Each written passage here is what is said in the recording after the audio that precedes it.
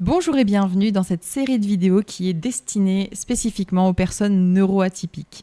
Pourquoi ? Parce que je me retrouve à faire de plus en plus de séances dans ce cas de figure-là, et c'est pas pour rien, c'est parce qu'on se reconnaît entre nous, on est très très fort pour identifier les personnes qui sont câblées cérébralement et émotionnellement comme nous, et on s'attire les uns les autres.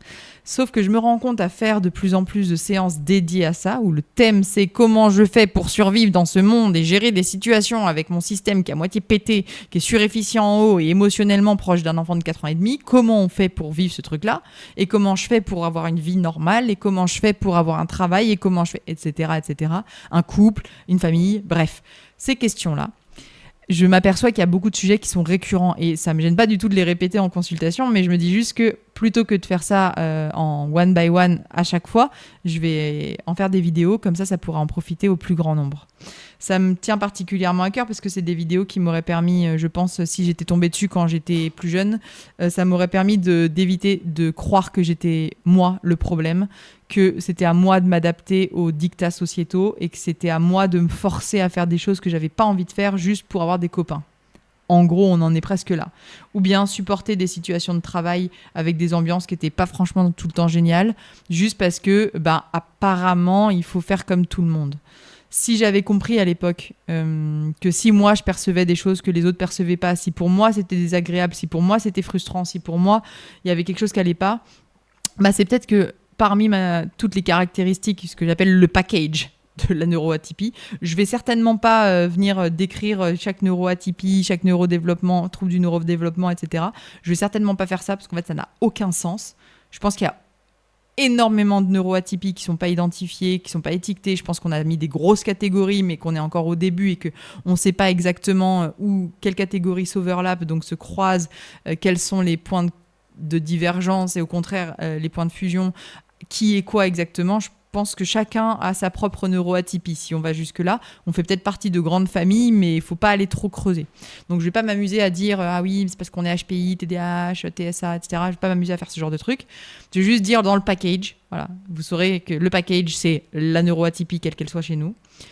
Souvent, du coup, dans le package, il y a quand même dans les séances que je fais et que je reçois un très haut sens de la justice. Et ce très haut sens de la justice vient souvent avec une très forte loyauté qui fait qu'on est particulièrement investi. On est vraiment des Saint-Bernard, hein. Vraiment la loyauté d'un Saint-Bernard. Moi, je m'imagine toujours avec le petit tonneau, là, comme on voit en Savoie, comme on voit dans les cartes postales de Savoie, du moins. J'imagine vraiment ça. Ce truc de la justice mêlée à la loyauté qui fait qu'on est toujours très investi dans les relations, dans le travail, etc. Et ça nous fait être particulièrement sensible à ce qui s'y passe.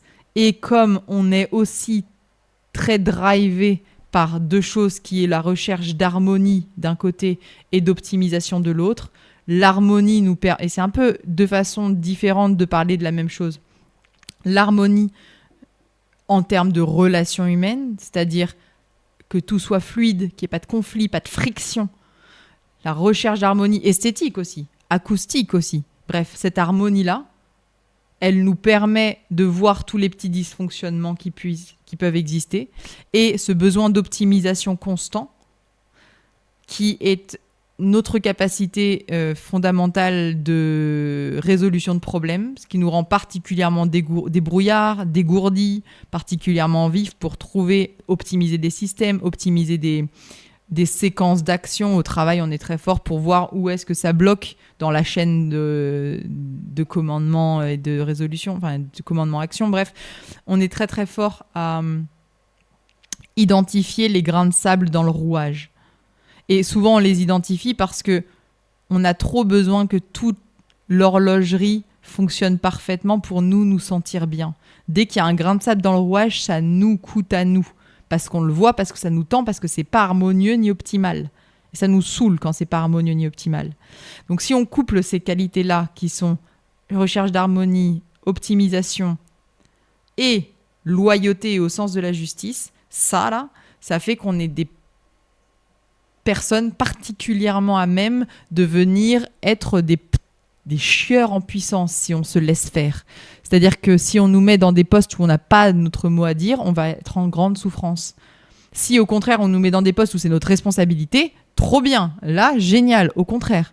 Et si on se choisit des métiers dans lesquels on a les pleins pouvoirs, genre l'entrepreneuriat où il n'y a personne qui vient nous dire ce qu'on a le droit de faire ou pas, où on peut soi-même optimiser les process, etc., dans ce cas-là, gros kiff. Ça n'empêche pas l'anxiété, ça n'empêche pas plein de choses, mais gros kiff.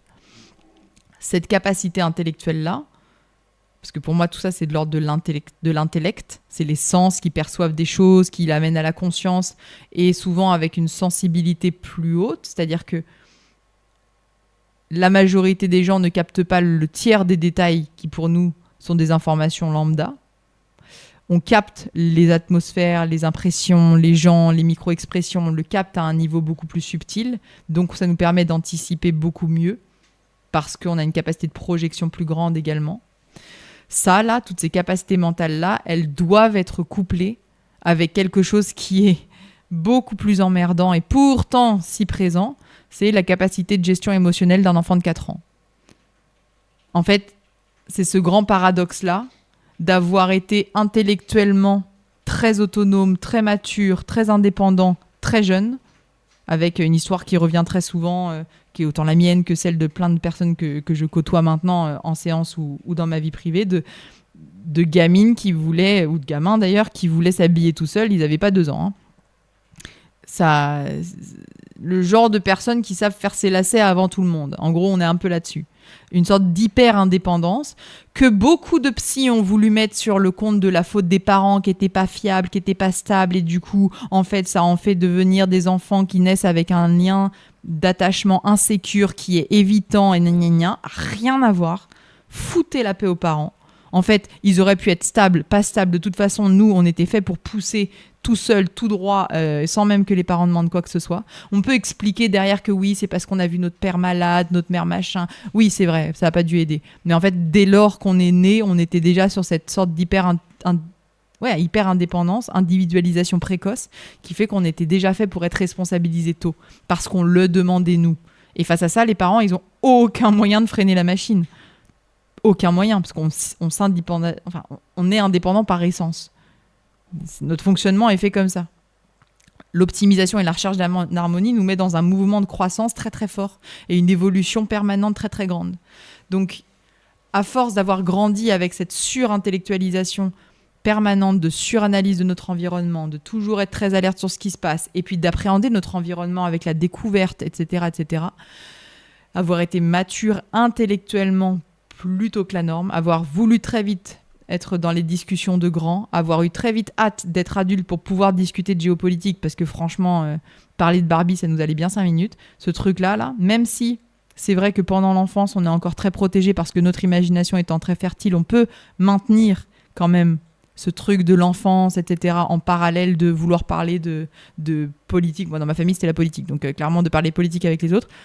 Clairement, à 10 ans, j'avais déjà un avis sur la question. Bref, cette capacité mentale-là, elle, on pourrait dire supérieure dans le sens plus mature plutôt que les autres, elle vient en opposition complète avec une immaturité émotionnelle très forte. C'est qu'en gros, tout ce qu'on a avancé dans la tête, c'est du retard qu'on a pris dans le cœur, en gros.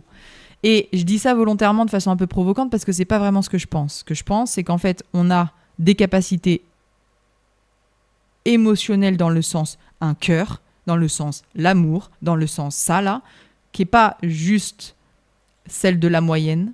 Je pense vraiment qu'on a le cœur gros et grand. C'est que dedans, c'est un petit cristal, ou même un gros cristal. Ça fait de nous des personnes qui sont profondément gentilles, profondément généreuses, qui vraiment sont des personnes qui ont à cœur l'harmonie et donc le soin de l'autre, qui naturellement sont câblés pour essayer de faire en sorte que l'autre se sente bien, parce que quand son environnement est sain et bon, on se sent nous en paix. On se sent nous, peut-être pas en paix, c'est peut-être pas le bon mot, mais on se sent tranquille en tout cas. Et ça nous rend profondément... Ouais, bon, il n'y a pas d'autre mot.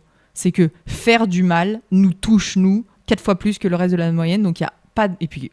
loyauté et justice en plus, donc on se flagellera 4 fois plus que la norme, mais on ne peut pas faire du mal consciemment. Ça nous fait trop de mal à nous. On n'est pas câblé pour ça. Mais de fait, avoir 4 ans et demi sur le plan émotionnel, ça veut dire aussi que ça se gère pas très bien dans la vie de tous les jours quand on est censé être un adulte. Parce que ça veut dire un besoin de validation constante de « Hey, il est joli mon dessin !» Tu vois ? Est-ce que tu es d'accord pour me dire que mon dessin il est bien, parce que si tu me dis qu'il est pas bien je vais pleurer. En gros c'est un peu ça, c'est un besoin de validation constant, c'est un sentiment de jamais être à la hauteur et en même temps d'être responsable de tout ce qui nous arrive, comme les gamins. Les enfants croient que tous les problèmes entre leurs parents sont de leur faute. Nous pareil, on a l'impression que tout est de notre faute tout le temps. Et en même temps, comme on est capable d'avoir un très haut sens de la justice, on peut se responsabiliser pour faire plein de trucs par rapport à ça, donc c'est bien et pas bien. Et en même temps des fortes émotions qui se gèrent quasiment pas. En fait, des vagues émotionnelles de on sait pas pourquoi. En fait, c'est des choses qui pourraient presque être décrites comme des changements hormonaux. Et on sait pas pourquoi, mais ça vient, et voilà. Et en fait, notre cerveau sait pas pourquoi. S'il y réfléchit 2-3 minutes, il va peut-être trouver une cause. Mais en fait, le reste de notre système est très au courant. Ça peut être parce que quelqu'un vient de rentrer dans la pièce et il a toutes les attitudes que nous, notre angle mort, là, cette vision périphérique où je regarde là, mais je vois très bien en même temps la lumière qui est là, cette vision périphérique-là, elle l'a capté. Même en discutant avec quelqu'un, elle l'a capté que quelqu'un vient de rentrer dans la pièce et qu'il a un comportement qui est dangereux.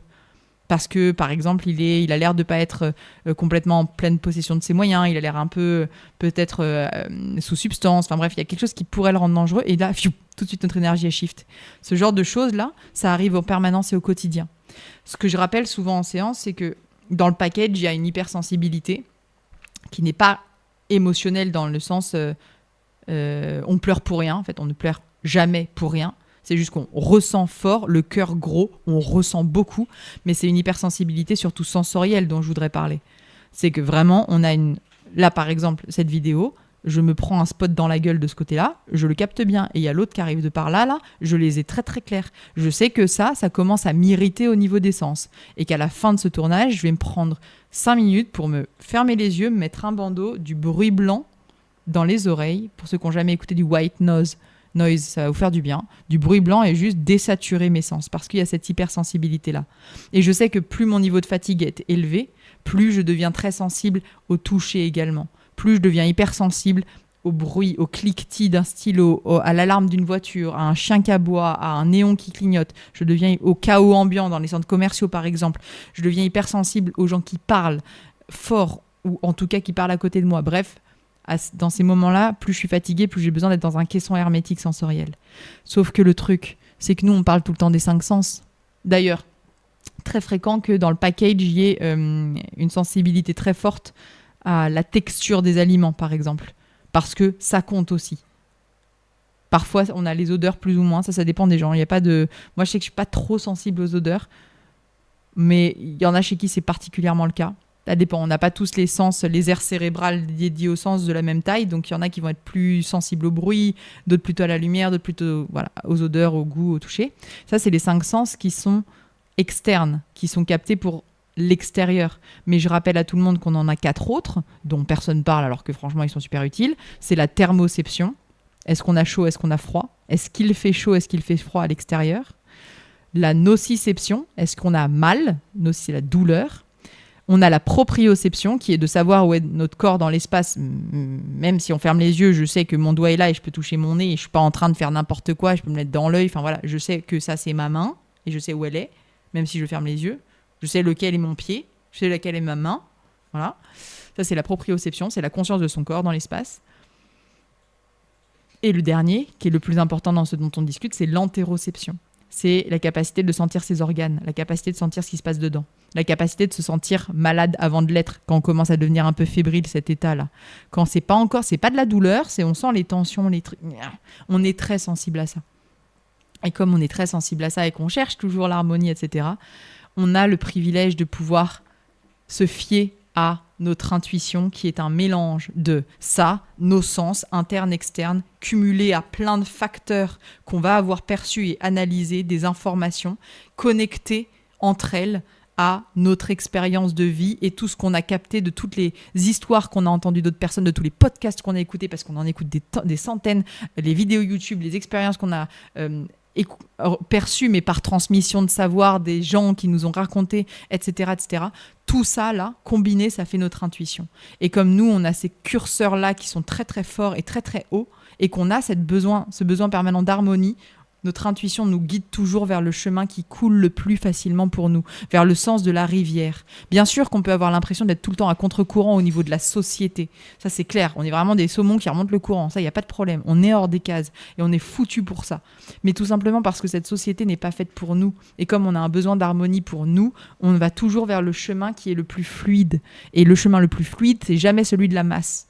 Parce que les ronds ne rentrent pas dans des carrés.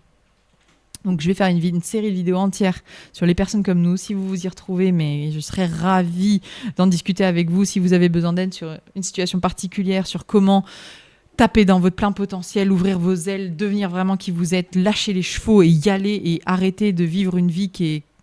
Vous êtes construit là, comme ça tout petit, d'essayer de remplir les trucs du rond pour que ça rentre dans le carré. Si vous voulez arrêter de vivre ça, j'espère que ces vidéos vont vous aider. Évidemment, si vous voulez discuter en séance individuelle, je suis là pour ça et avec grand plaisir. De toute façon, moi, je fais que du à la carte, évidemment, vous vous en doutez bien. Je vais pas commencer à faire des packages, on s'adapte, on est des 4x4 et on est là pour ça. Et l'avantage d'être suivi par des gens comme nous, quand on est comme ça, c'est qu'on n'a pas de limite et qu'on peut aller sur tous les schémas sans avoir peur, sur tous les domaines sans avoir peur que le thérapeute ne suive pas parce qu'il n'est pas capable de suivre. Si c'est la première fois que vous entendez tout ça, bienvenue sur Sit and Heal, bienvenue chez moi, bienvenue chez vous, bienvenue à la maison. Je vous rappelle que vous n'avez pas besoin d'être parfait pour être merveilleux et vraiment, foutez-vous la paix, faites-vous confiance et foutez-vous la paix. C'est mon slogan et je crois que vraiment c'est ce qui compte le plus pour nous parce que on a trop essayé de rentrer dans des cases qui n'étaient pas faites à notre mesure. C'est fini les cages, on est là pour voler et je suis là pour essayer de vous aider à déployer vos ailes. Bienvenue.